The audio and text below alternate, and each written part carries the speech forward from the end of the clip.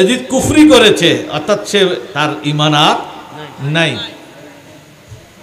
ইমাম হোসাইনকে শহীদ করার জন্য না, দ্বীনের উপর তার যে আস্থাও ছিল না সেটা তিনি প্রমাণ করেছেন। এজিদ বলেছিল, ইমামে হোসাইন রাদিয়াল্লাহু তাআলা আনহুকে শহীদ করবার পর তার দুটি কথা প্রমাণ করে তার অন্তরে দ্বীন ইসলাম ছিল না, শুধুমাত্র আমিরে মুআবিয়ার ভয়ে এবং খেলাফতের জন্য সে নিজেকে মুসলমান হিসেবে দেখানোর চেষ্টা করেছে। এই মাহফিল আয়োজনের জন্য এলাকাবাসীকে, যাদের সহযোগিতা আছে, মসজিদ কমিটি, গাউসিয়া কমিটি, সবাইকে আমি ধন্যবাদ জানাচ্ছি। কারণ মুসলমান যখন এজিদি আর হুসাইনিতে বিভক্ত হয়ে গেছে, আমাকেও সম্বোধন করতে হয়েছে হুসাইনি মুসলমান বলে। আমরা আমাদের পরিচয়টা আমরা পরিষ্কার করা দরকার আমাদের সন্তানদেরকে। সন্দেহ রেখে কাজ করলে একসময় নিজেদের সন্তানরাই সন্দেহের মধ্যে পড়বে। তাই আমরা যে হুসাইনি মুসলমান, এই কথাটা আমাদেরকে আগে জানতে হবে, ঠিক কিনা? কারা এজিদি মুসলমান এটা আমাদেরকে দেখাই দিতে হচ্ছে না, কারণ তারা নিজেরাই যারা এজিদকে হযরত বলতেছে, রহমতুল্লাহ আলাইহি বলতেছে, তারা বুঝাই দিল তারা এজিদের পক্ষে আছে, ঠিক কিনা? তারা যত বড় মুহাদ্দিস হোক, মুফতি হোক, তারা তো মুফতি আহমদ ইয়ার খান নঈমির চেয়ে বড় হয় নাই, তারা মুফতি আমিমুল ইহসান রহমতুল্লাহ আলাইহির চেয়ে বড় হয় নাই। ঢাকা আলিয়ার যিনি প্রিন্সিপাল ছিলেন মুফতি আমিমুল ইহসান, যিনি আমাদের হাশেমি সাহেব হুজুর, নঈমি সাহেব হুজুর, ফোরকান সাহেব হুজুর, ওনাদেরকে পড়াইছেন। ওনার একটা কিতাব বাংলাতেও আছে, তারিখে ইসলাম, ইসলামের ইতিহাসে। এই তারিকুল ইসলামের মধ্যে উনি স্পষ্ট সিদ্ধান্ত দিয়েছেন এজিদের কুফরি প্রমাণিত। এজিদ কুফরি করেছে, অর্থাৎ সে তার ঈমান আর নাই। ইমাম হোসাইনকে শহীদ করার জন্য না, দ্বীনের উপর তার যে আস্থাও ছিল না সেটা তিনি প্রমাণ করেছেন। এজিদ বলেছিল, ইমামে হোসাইন রাদিয়াল্লাহু তাআলা আনহুকে শহীদ করবার পর তার দুটি কথা প্রমাণ করে তার অন্তরে দ্বীন ইসলাম ছিল না, শুধুমাত্র আমিরে মুআবিয়ার ভয়ে এবং খেলাফতের জন্য সে নিজেকে মুসলমান হিসেবে দেখানোর চেষ্টা করেছে।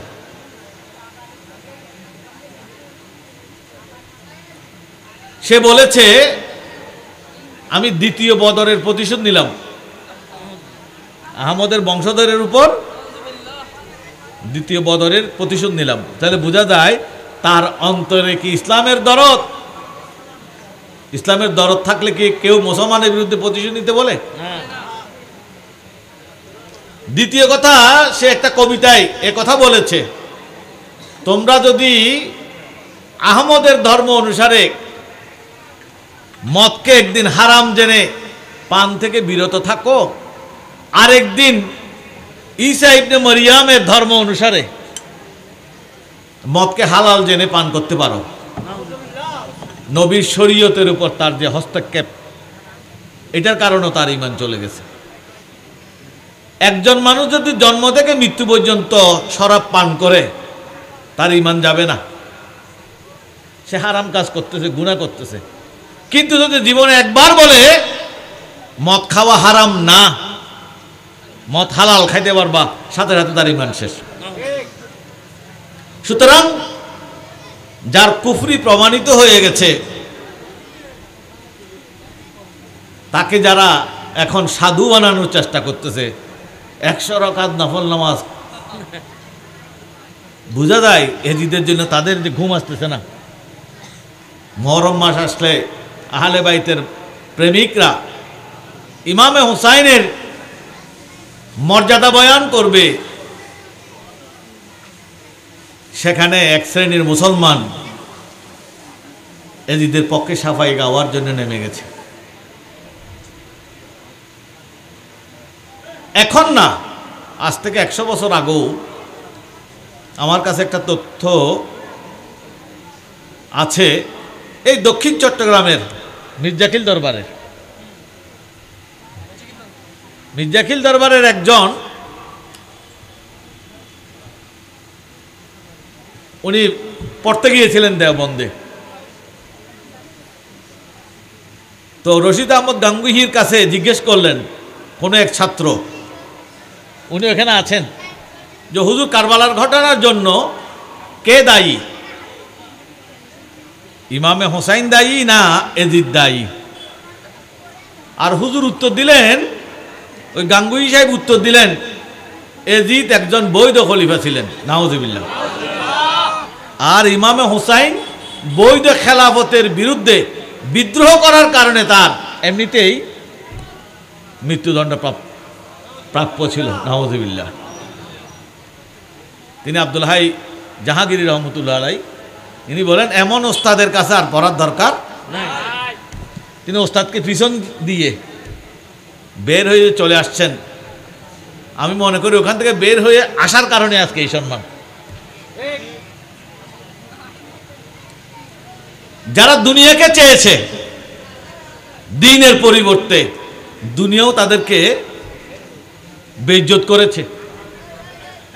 আর যারা দ্বীনের কারণে দুনিয়াকে বিসর্জন দিয়েছে, ক্ষমতাকে বিসর্জন দিয়েছে, দুনিয়াও তাদেরকে ইজ্জত দিচ্ছে।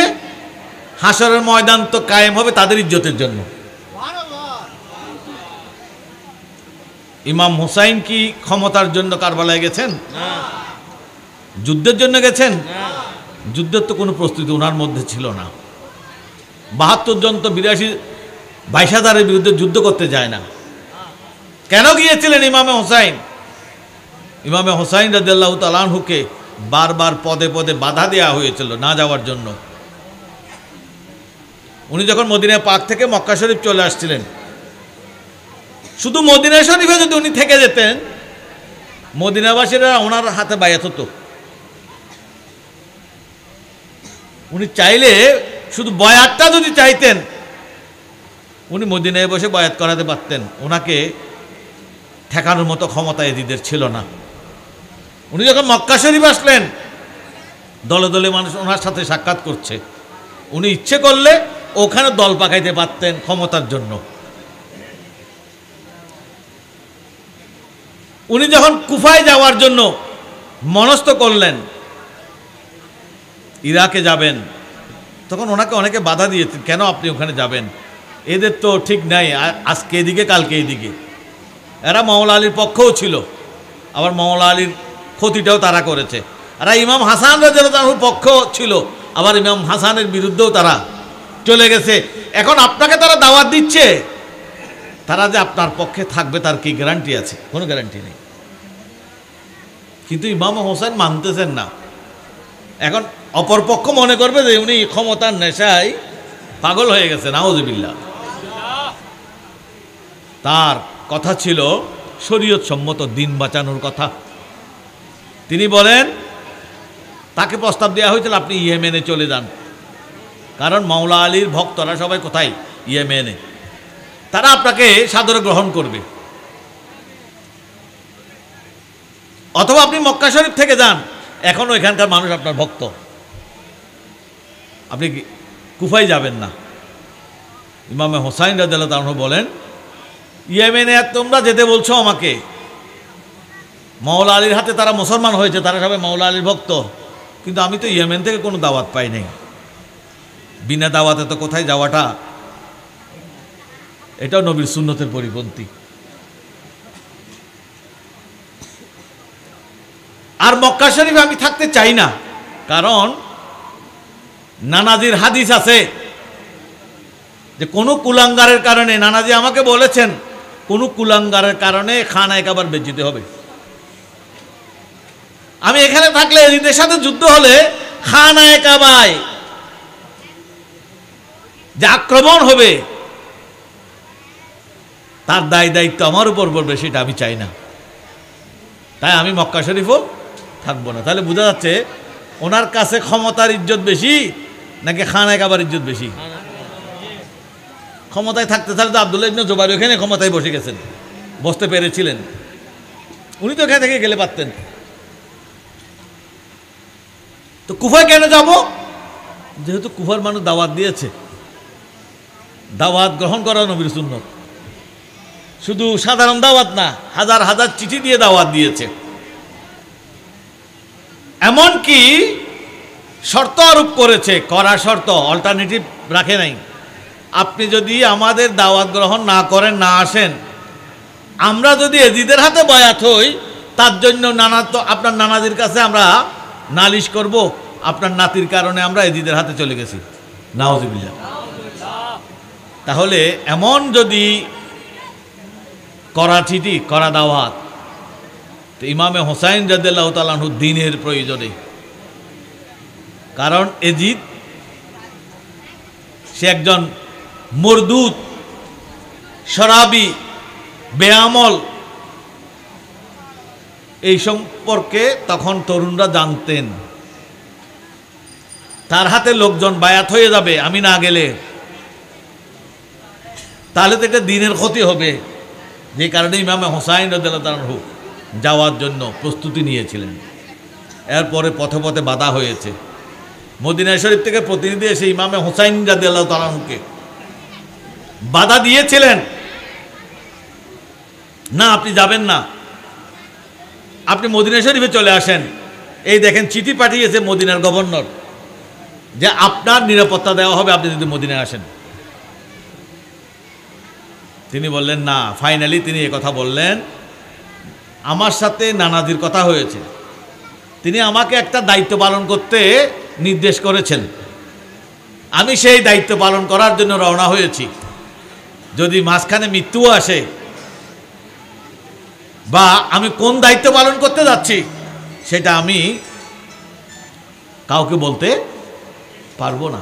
তাহলে বোঝা যায় ইমামে হোসাইন রাদিয়াল্লাহু তাআলা আনহু কারবালায় যাওয়ার পিছনে ক্ষমতা নয়, রসুল পাক সাল্লাল্লাহু আলাইহি ওয়াসাল্লামের নির্দেশে নবীর দ্বীনকে রক্ষার জন্য তিনি গিয়েছিলেন।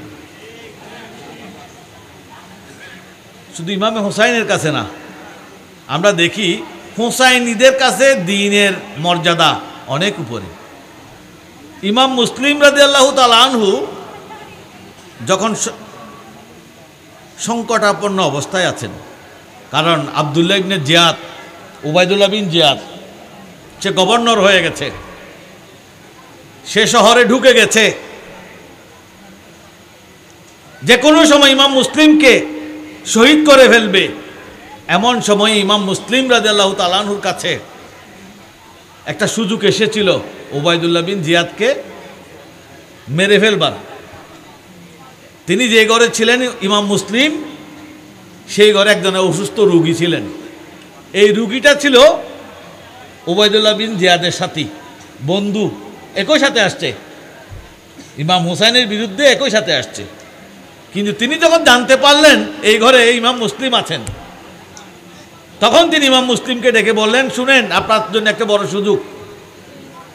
একটু পরে গভর্নর উবাইদুল্লাহ বিন জিয়াদ, এই ইয়াজিদের প্রতিনিধি, আপনাদের চরম শত্রু, যে জানলে আপনার ব্যাপারে আপনাকে রাখবে না, সে কিন্তু একটু পর আমাকে দেখতে আসবে সৌজন্যতার খাতিরে, কারণ আমার সাথে তার বন্ধুত্ব আছে। আপনি এই সুযোগ হাতছাড়া করবেন না। উবাইদুল্লাহ বিন জিয়াদ যখন আমার কাছে আসবে, আমি একটা কৌশল করব, হঠাৎ করে আমি পানি চাইবো, আমাকে পানি দাও, পানি দাও। এটা হচ্ছে আমার ইঙ্গিত। আর এই ইঙ্গিত পাওয়ার সাথে সাথে আপনি তলোয়ার নিয়ে তাকে কতল করে ফেলবেন। আপনাদের এই শত্রুকে শেষ করে দিলে সব শেষ।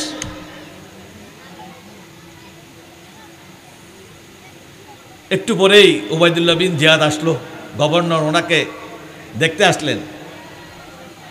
আর উনি হঠাৎ করে আমাকে পানি দাও, আমাকে পানি দাও, ডানে বামে দেখা আরম্ভ করলেন, কিন্তু কেউ আসে না। উনি বারবার দেখতেছেন, বারবার বলতেছেন আমাকে পানি দাও। গভর্নরের সাথে যে বডিগার্ড, সে বুঝতে পেরেছে এখানে কোনো ফোন দিয়েছে। উনি বারবার এদিক ওদিক দেখতেছেন আর চেঁচামেচি করতেছেন, কেউ আসতেছে কিনা দেখতেছেন। কারণ গভর্নরের সাথে যারা থাকে, বেকুব লোক থাকলে তো আর গভর্নরের পাহারাদার হওয়া যায় না। তাড়াতাড়ি গভর্নরকে ওখান থেকে নিয়ে চলে গেছে।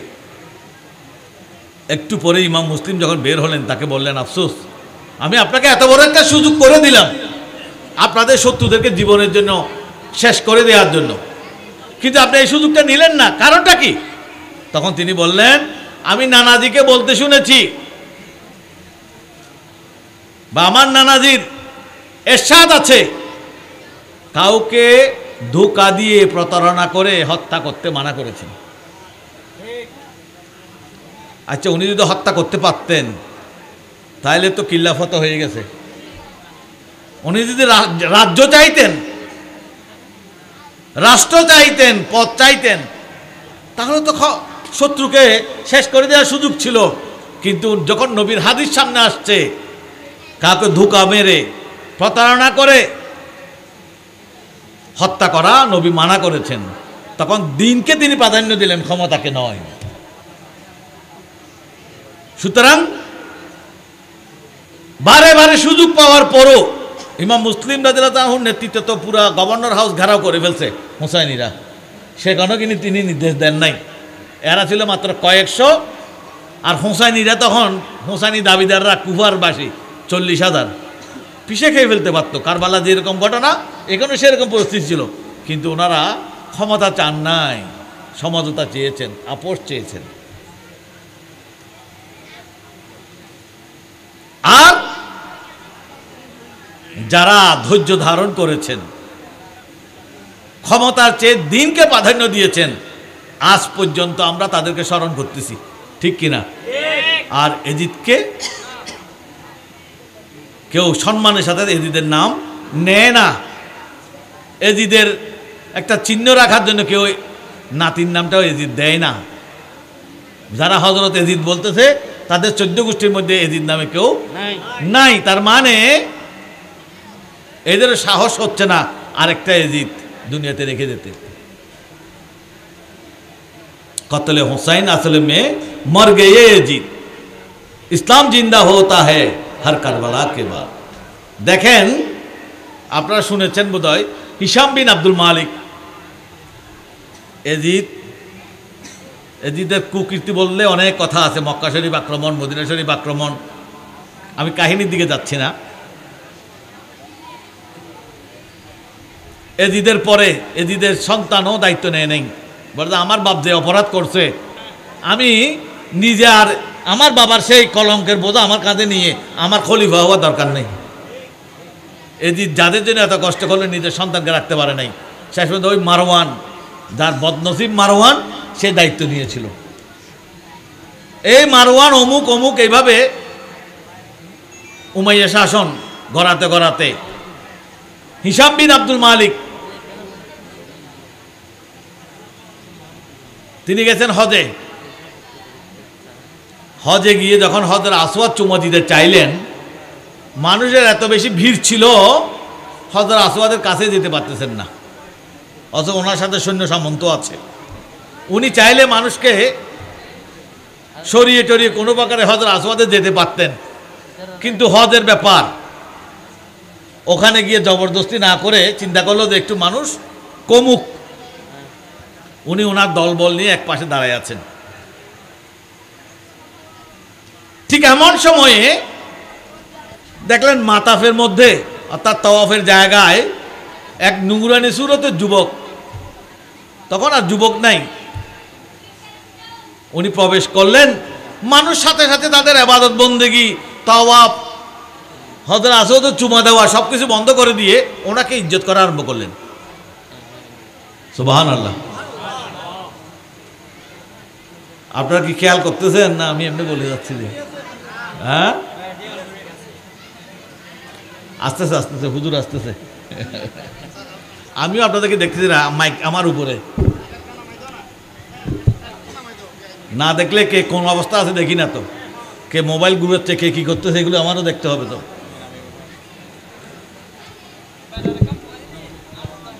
না ঠিক আছে ঠিক আছে, এরকম না, এরকম করে দিলে আর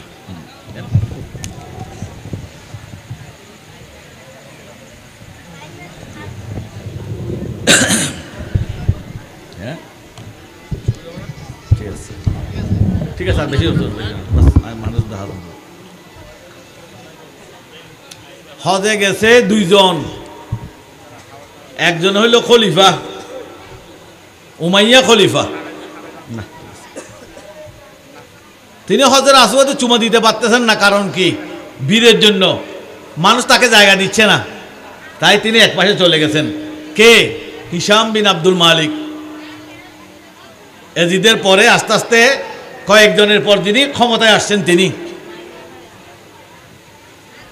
কিন্তু একটু পরে যখন যার সাথে কোনো দলবল নাই, সৈন্য সামন্ত নাই, নুরানি সুরতের একজন ভিতরে আসলেন, সাথে সাথে লোকজন সতর্ক হয়ে গেলেন, সম্মানের সাথে দাঁড়ায় গেলেন, তাকে হজর আসওয়াদ পর্যন্ত চলে যাওয়ার জন্য রাস্তা করে দিলেন।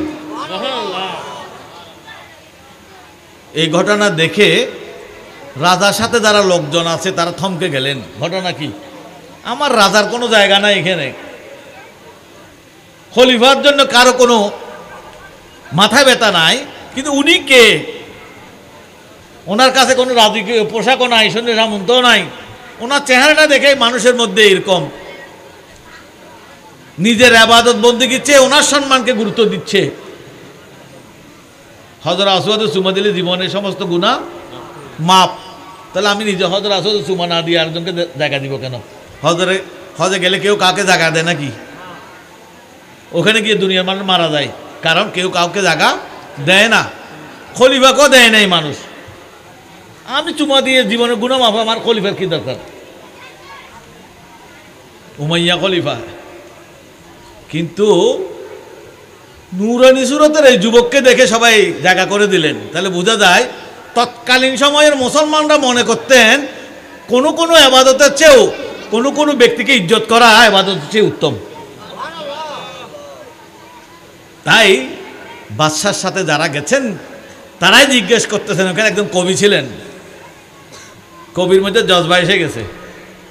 কবি এতদিন রাজার গুণগান গাইতো, কবি ফরজদক, তিনি হঠাৎ করে বললেন, জাহাপনা উনি কে? আমরা কতক্ষণ পর্যন্ত এখানে দাঁড়ায় আছি, একটু হজর আসওয়াদে চুমা দিতে পারতেছি না, আপনি একটু যেতে পারতেছেন না, মানুষ আপনাকে তোয়াক্কা করতেছে না, তাদের কাজ তারা করতেছে, রাজার সাথে আমাদের কাজ কি? অথচ উনি কে? ওনার কাপড় চুপড়ে কোনো রাজকীয় ভাব নাই, ওনার সাথে কোনো সৈন্য সামন্ত নাই, উনি অন্য কোনো দেশের রাজাও নন, কিন্তু দেখলাম ওনাকে সবাই চিনে, ওনাকে সবাই ইজ্জত করতেছে। হজর আসওয়াদে যাওয়ার জন্য নিজেদের ইবাদত বন্দেগী বাদ দিয়ে, নিজেরা চুমা দেওয়া বাদ দিয়ে ওনাকে রাস্তা ছেড়ে দিয়েছেন। এখন খলিফার তো লজ্জা লাগতেছে, তাই তিনি বললেন আমি চিনি না। যে মাত্র বললেন আমি চিনি না, সাথে সাথে কবি দাঁড়ায় গেলেন, আপনি চিনেন না? যদি আপনি না চিনেন তাহলে পরিচয় আমি দিচ্ছি, ইনি ওই ব্যক্তি যার নানার কলমা পড়ে আপনি মুসলমান। ইনি ওই ব্যক্তি যাকে খোদ খানায় কাবাও চিনে। ইনি ওই ব্যক্তি যাকে হজর আসওয়াদে চিনে, হজর আসওয়াদের সাথে তার কথাবার্তা হয়েছে। এই খানায় কাবার আশপাশে যে বালুকণা, পর্বতমালা, এগুলো সবাই ওনাকে চিনে।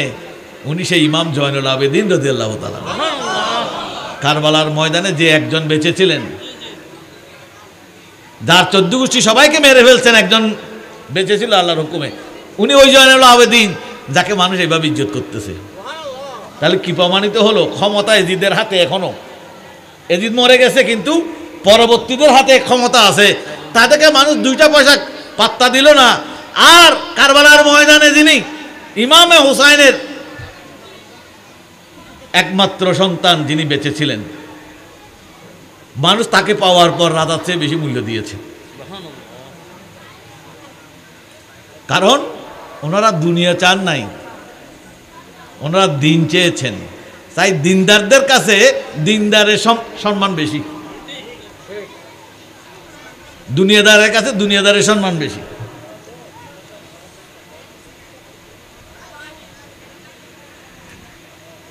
সেই ইমাম জয়নুল আবেদিনের সন্তান ইমাম বাকের রাদিয়াল্লাহু তাআলা আনহু, তার সন্তান ইমাম জাফর সাদেক রাদিয়াল্লাহু তাআলা আনহু, তার সন্তান ইমাম ইসমাইল রাদিয়াল্লাহু তাআলা আনহু, তার সন্তান সৈয়দ জালাল রাদিয়াল্লাহু তাআলা আনহু। যে সৈয়দ জালাল আর রিজাল মদিনা পাক থেকে হিজরত করেছিলেন, শেষ পর্যন্ত ইরাকে চলে গিয়েছিলেন দ্বীনের প্রয়োজনে, সেখানে দ্বীনের প্রচার প্রসার করেছেন, দ্বীনি শিক্ষার বিস্তার করেছেন।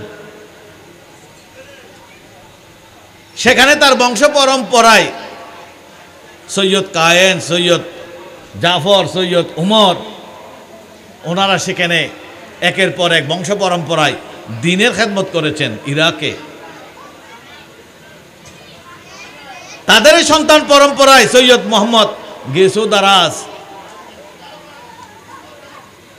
দ্বীনের খেদমতের জন্য, যিনি শেষ পর্যন্ত আফগানিস্তান এসেছিলেন এবং আফগানিস্তানে এমনভাবে তিনি দ্বীনের প্রচার প্রসার করেছেন কলেমার, যে দাওয়াত ভারতবর্ষ পর্যন্ত পৌঁছে গিয়েছিল। পরবর্তীতে তারই বংশধর, তারই সন্তান পরম্পরায় সৈয়দ গফুর শাহ যখন উত্তর পশ্চিম সীমান্ত প্রদেশে শিখ সম্প্রদায় অত্যাচার করে মুসলমানদের সাথে বেঈমানি করা আরম্ভ করেছে, তখন তাদেরকে শায়েস্তা করবার জন্য যিনি আফগানিস্তান থেকে এসেছিলেন, তিনি সৈয়দ গফুর শাহ ওরফে কাপুর শাহ, তার বংশধর, এই ইমাম জয়নুল আবেদিনের বংশধর সব। বোঝা যায় কারবালার ময়দানে একজনকে বাঁচিয়ে রাখা এটা আল্লাহ পাকের বড় হিকমত। সেই সৈয়দ গফুর শাহ ওরফে কাপুর শাহ, তার সন্তান পরম্পরায় আমরা পাই সৈয়দ খোশহাল শাহ, সৈয়দ খানি জামান শাহ, সৈয়দ সদর শাহ, সৈয়দ আহমদ শাহ, সৈয়দ মোহাম্মদ তৈয়ব শাহ। কার সন্তান? ইমাম জয়নুল আবেদিনের সন্তান। তো কতলে হুসাইন আসল মে মর গে এজিদ, কই এজিদের সন্তানের পর সন্তান, তারপরগুলো কই খবর নাই। কিন্তু ইমাম জয়নুল আবেদিনের সন্তান, ইমাম হুসাইনের সন্তান এখানেও আসছেন, ঠিক কিনা? আজকে তাদের হাতেই দ্বীন ইসলাম পরিচালিত হচ্ছে, পাহারা দিচ্ছেন। দেখেন ইমামে হুসাইন, ইমাম মুসলিম, ওনারা দ্বীন বাঁচানোটাকে গুরুত্ব দিয়েছেন, ক্ষমতায় আরোহণ নয়, দ্বীন বাঁচানোকে গুরুত্ব দিয়েছেন। এই জন্যই হুজুর কেবলা তৈয়ব শাহ রহমতুল্লাহ আলাইহ, যিনি গাউসিয়া কমিটি বানিয়েছেন, তারও কথা হলো কাম করো দ্বীন কো বাঁচাও। ইমাম হুসাইন দ্বীন বাঁচিয়েছেন।